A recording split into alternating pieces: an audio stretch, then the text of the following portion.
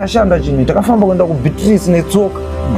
Tisvika patiri panapa. Ko Beatrice mainiti ku Beatrice. Tinoshuta mu friends netsa. Chatori Matemai akashoka Zimbabwe many times, but today da kupa top 3 moments Chatori Matemai pakashoka Zimbabwe. Yes. Number 1 Chatori Naiza Boom or Chatori X Naiza Boom. Akabuda ku Naiza Boom company akacreate iye na Mike na Dafu vari 3 vari ma directors ku Naiza Boom. Akasiya company ne over 500,000 ma subscribers. Akasiya, just imagine. Diana noita izvo only Chatori. Mari dzatiri kutambira kunaiza boom. Imari yekuti kana kuzvirukisa musoro handisi kukwanisa kuzvirukisa musoro. Tension.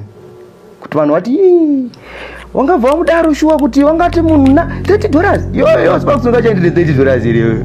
9 years. Uchishandira $30. Number 2 Chatori Matema akacreate channel inonzi 4 Seasons Media yakaricha 30,000 ma subscribers pa YouTube within 24 hours. Anopisa mwana. Tiega ne record yakadaro. Takabva kuNP. Saka imimi tirege kuti tsvaga kuNP. Uye muti tsvaga ku 4 Seasons Media. Ndo kwatakwa. 4 Seasons Media. Oyo. Ndo pisa ijo.